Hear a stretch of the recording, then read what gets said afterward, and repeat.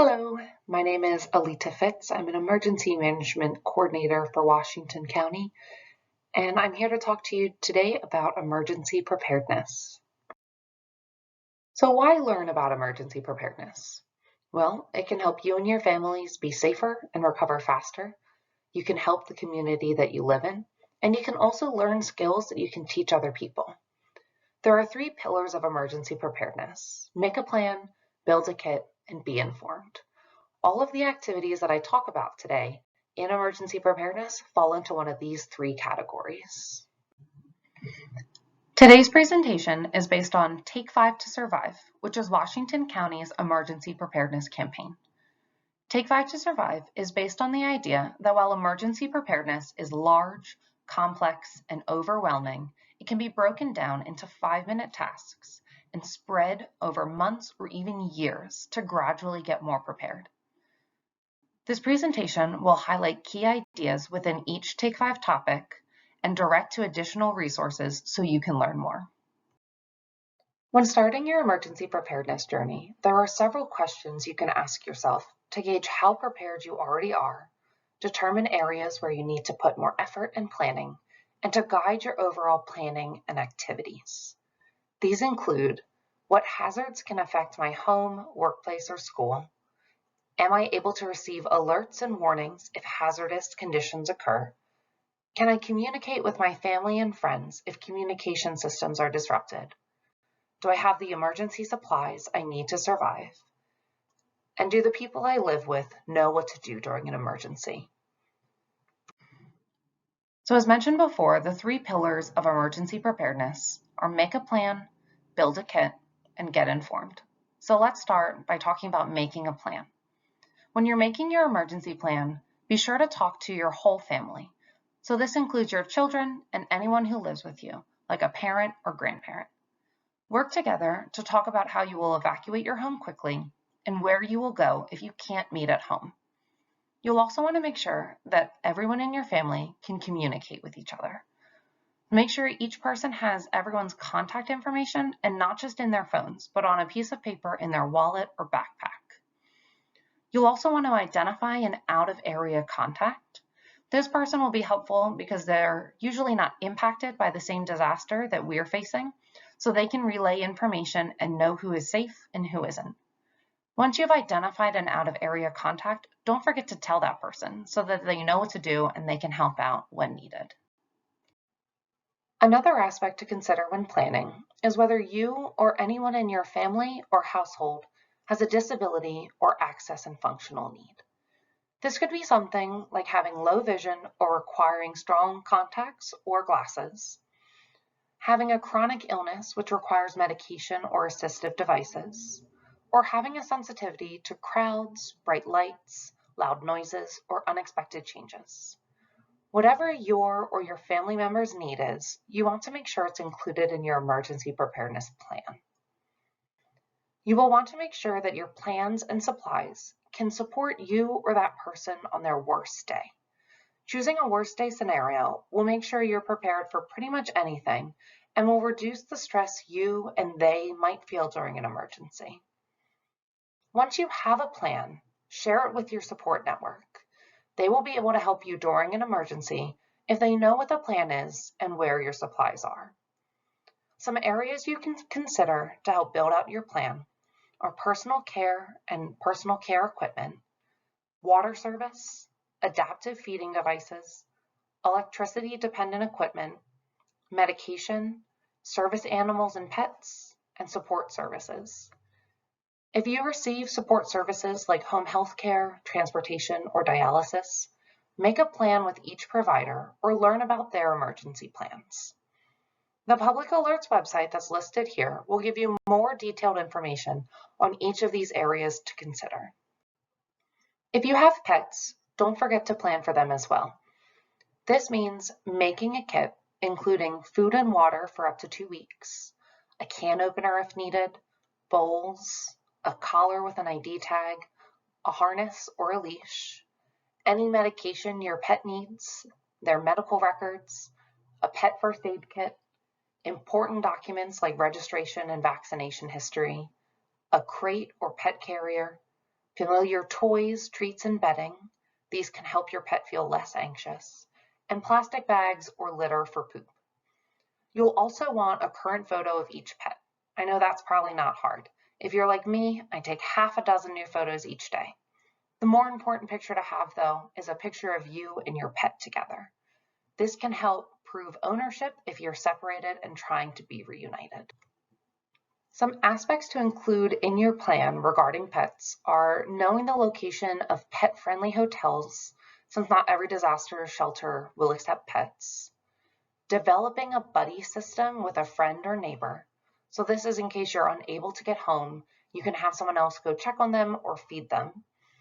You can consider getting your pet microchipped, which can help with location and reunification if separated. And in the event of an emergency, don't allow your pets to roam loose. This can increase the chances that you'll get separated or that your pet will get hurt or drink unhealthy water. This slide only covers household pet preparedness, but if you own large animals like horses, cows, or alpacas, you'll need to include supplies in your kit for them as well and have a plan on how to evacuate them safely or how to care for them during an emergency. Let's talk about getting connected. If you remember, one of the 3 pillars of emergency preparedness is staying informed.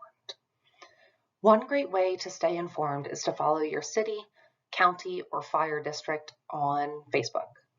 Another great way is to sign up for and be aware of emergency alert systems that could be used during an emergency to notify you. So the first of these systems is called Public Alerts. It's an opt-in system where you sign up with an account. You tell us your name, address, and contact information for the ways you'd like to be contacted. This could be a text, a cell phone call, a landline call, an email, or any grouping of those 4. We will then provide you emergency information based on the ways you said you want to be notified. The next is a wireless emergency alert. You don't have to sign up for this. This notification actually gets pushed to your cell phone based on your location.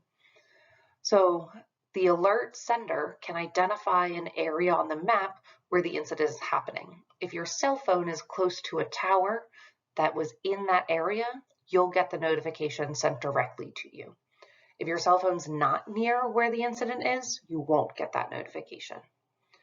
Then the emergency alert system is the way that we can send alerts to the television and radio. So we provide emergency information through television and radio at a really broad scale. So this will go to the entire Portland metro region.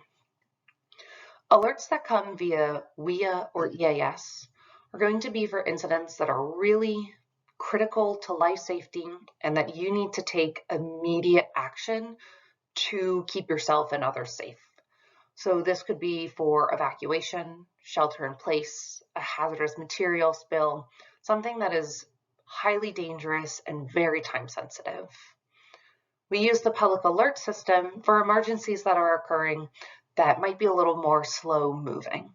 So this could be winter weather, talking about the ice that's coming or where to find shelter. It could be extreme heat, reminding folks what the symptoms are of heat exhaustion to make sure that people can stay safe and stay indoors. So those are more everyday emergencies or climate hazards, not so imminent threat that we would use a WIA or an EAS. If you sign up for a public alert, which can be done at publicalerts.org/sign up, you'll be able to sign up for Washington County there. So if you sign up for a public alert, you'll want to save this contact information so you don't think the message that comes to you is spam. If you get a phone call, it'll come from 503-461-8279. If you get a text message, it's from 88911. And if you get an email, it's from noreply@everbridge.net, and the sender name will be Washington County Public Alerts. When it comes to communicating with others during an emergency, texting is best. If you need to contact your family members to make sure they're safe or decide where to meet, use text messages. there's a greater chance that those messages will go through compared to a phone call. If everyone is trying to call in one area, those messages start getting backed up. But with text messages, they'll be able to get through. Using texting in an event like the Cascadia subduction zone earthquake or an active shooter event will have a greater chance to get to your family member with the information that you want to send. Publicalerts.org has been mentioned a few times during this presentation. This is a regional website for Portland metro counties, which covers a great amount of emergency preparedness information. You can also find out what hazards could impact your address. Remember one of the early slides which asked what hazards can affect my home, workplace, or school? This is a great tool to help answer that. Mentioned at the beginning of this presentation is that a core belief of Take 5 to Survive is that you don't have to get prepared all at once. You can do a little each month. The preparedness calendar can help you do that. It offers a list of activities by topic for each month in a year. You can choose to do all of the activities or some based on your family's needs and lifestyle. And remember, getting prepared doesn't have to cost money. Planning, learning, and connecting with people are all free and go a long way in making you more resilient and prepared for emergencies. Making a kit is one of the 3 pillars of emergency preparedness. So let's talk supplies. You can find a list of supplies to keep in your home, car, and at work or school at take5tosurvive.com. So I'm not really going to focus on the items. More, I'm going to talk about tips and tricks for building and storing your emergency kit. Getting enough supplies for you and your family for 2 weeks can be expensive. So here are some ways that you can get prepared without spending a lot of money. You can share supplies with your neighbor. This is especially good for large pieces of equipment. You can get supplies at the dollar store, thrift stores, or through neighborhood buy nothing groups. And you should buy food that your family will eat and rotate it into your kitchen before it expires. Buying food that everyone likes means it'll be easier to fold it into your normal cooking routines, and that during an emergency, everyone will be willing to eat the food available. It's a good practice to check your kit when we change the clocks for daylight saving time. Bring any food that will expire in the next 6 months into your kitchen. Emergency kits can also take up a lot of room, so you need to get creative about where you keep everything. In fact, it's a good idea to purposely store your emergency kit in different places throughout your home, so that if something happens in one area, it doesn't impact your whole stock. Some good ideas are storing under beds, using a shoe organizer over the door. Shoe organizers have small pockets that can hold things like extra prescriptions, baby wipes, small flashlights, or anything that's light enough that it won't tear the pocket. You can put supplies inside suitcases when you're not using them. You can create new furniture, or you can put them in lockers at your school or work. To get started, do an inventory around the house. Look at one of the supply lists on take5tosurvive.com and identify what you already have. Keep a list of where those items are so it's easier to find them later. Then, once you know what supplies you need, you can start gathering them over time, maybe a few items every month. You don't have to go crazy and try to get all supplies all at once. Water is a really important aspect of emergency supplies. You need 1 gallon per person per day and more if you have pets. Remember when I said emergency supplies could take up a lot of space? This is a good example. If you have the means, you can purchase bottled or canned water, but you can also store water in a cost-effective manner by reusing 2-liter soda bottles. So it's not recommended to use milk or juice containers because those could still contain bacteria. So if you're going to use soda bottles, make sure that you clean them with soap and bleach, fill them with water, and then date and store them. Change them out every 6 months. Make sure you also have a plan for what to do with the water when you have to change it out of those bottles. That way you don't end up wasting any. You can water your garden, fill a kiddie pool, you can wash your car. There are a lot of different options. Just make sure that you're prepared when you need to switch out your water. Another potential resource is your water heater, but only if it doesn't break or leak during an emergency. The Regional Water Providers Consortium has information on how to access water from your tank, as well as emergency preparedness videos in several languages. So their link is listed on this slide. Have you ever wondered how you'll use the bathroom or wash your hands when the plumbing doesn't work? Well, Disaster Sanitation's got you covered.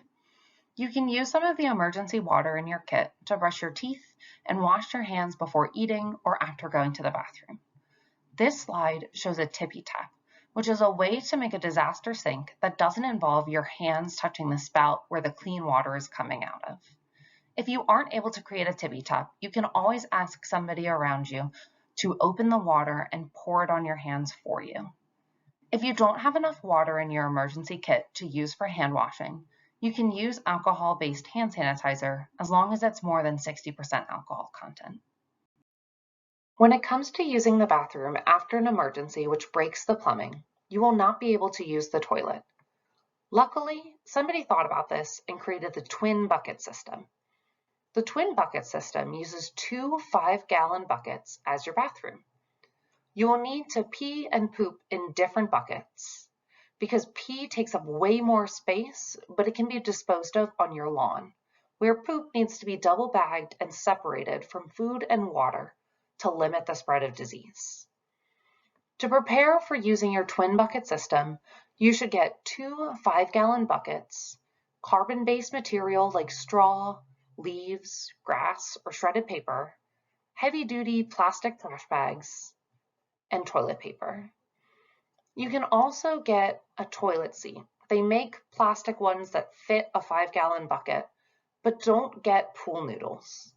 Pool noodles are porous, so germs can get inside of them and we aren't able to clean them, which means they can increase the spread of disease. If you have mobility challenges, consider getting a freestanding raised toilet seat with handles to make it easier to use the twin bucket system. Preparing your home is as important as preparing yourself, your family, and your pets. You want to make sure that you have a safe place to stay after an emergency, or that if you have to evacuate, you can come back to a safe building. To prepare your home, you can do things like locate utility shutoff, test alarms, move chemicals to the bottom shelf, secure large furniture to the wall, practice safe heating and candle use, and identify and practice evacuation routes. If you live near a forest, you'll want to look into creating a defensible space, which means making sure that your property is clean of burnable materials like leaves or twigs to help protect your property from wildfire. Our final section today will cover the hazards we experience here in Washington County. If you remember from earlier in the presentation, one of the questions to help you get more prepared was, what hazards affect my home, work, or school? Knowing the hazards that occur in our area can help you focus your preparedness activities. We'll also spend some time in this section talking about climate hazards that we're seeing more often, like extreme temperatures and bad air quality days. Emergencies can happen to a community as a whole or to just you or your family. Both types of emergencies are important to prepare for. The hazards that we experience as a community include extreme heat, wildfire smoke, winter storm, windstorm, flood, earthquake, pandemic, and terrorism. Personal emergencies could include the loss of a job, utility outages, or stranded or broken down cars. Each hazard can impact us differently, and many are increasing in frequency and severity, which is why having a plan and a kit is so important. Over the next few slides, we'll cover some specific hazards in more detail. The first hazard we'll talk about is earthquakes. We're overdue for the Cascadia subduction zone earthquake, which means scientists expected it to happen decades ago and it still hasn't yet. They predict it will measure 9.0 on the Richter scale and cause catastrophic damage. We also have a few other fault lines in and near our county, which could create an earthquake. It's important to know how to drop, cover, and hold on to stay safe during the shaking. So the idea around drop, cover, and hold on is that if you feel an earthquake occurring, or if you get early warning that an earthquake is coming, you drop to the ground, cover your head either under a table if one is nearby or with your hands, and then hold on if you're under a table or near something while the shaking is occurring. I'm keeping my camera off for this slide so you can see the whole graphic on different ways to drop, cover, and hold on based on different types of walking devices. There's also a series of videos to show you how to drop, cover, and hold on in a variety of situations, like when you're driving a car or you're at the theater or a concert. 2 ways you can prepare for the earthquake include learning first aid skills and downloading the early warning app. An early warning app can give you up to a minute heads up that an earthquake is coming, so you can get into the drop, cover, and hold on position. This may not seem like a lot of time, but it would be enough to pull your car over to the side of the road, move to a desk, or away from a window. Once the shaking stops, be sure to check for hazards and damage, check for injuries and help others, check in with your family and neighbors, and be ready for aftershocks. Extreme heat and extreme cold are happening more and more in our area, and they can be deadly. Knowing the signs and symptoms, as well as what to do for heat and cold-related illnesses, can help keep you and others safe. During extreme heat and cold weather, we also recommend checking on folks who are elderly or live alone, because they can be more vulnerable to the extreme temperatures. The link on this slide is for an interactive map that can show you where cooling and warming shelters and centers are throughout the county. During extreme weather, if you're planning to go to one of these centers or shelters, check in with your neighbors or your elderly relatives to see if they need a ride as well. Smoke and bad air quality are another hazard that can impact Washington County. This can occur because a wildfire burning in Oregon, Washington, or California creates smoke that can be blown into our area. It can also happen if a wildfire is happening here in the county. Poor air quality can cause irritation to your lungs, throat, and chest, asthma attacks, and can increase the risk of lung and chest infection. Individuals with pre-existing heart or lung conditions, older adults, pregnant people, and children can all start feeling the effects of air quality quicker than most individuals in the community. Some ways to stay safe are to create a clean air room in your home. A clean air room is a room with limited access to the outside, whose windows and doors have been closed and potentially sealed with a rolled up towel and an air purifier if possible. This can create a space where you and your family can go to breathe clean air and give your lungs a break from all the bad particles found in smoky air. You can also limit or stop your time outside so you can reduce the amount of bad particles that you're breathing in. On the last slide, I mentioned having an air purifier. You can buy one of these commercially, or you can build one yourself using a filter, some tape, and a box fan. I'm going to pause for a second so you can see the instructions to building your own DIY air filter for bad air quality. This brings us to the end of our presentation.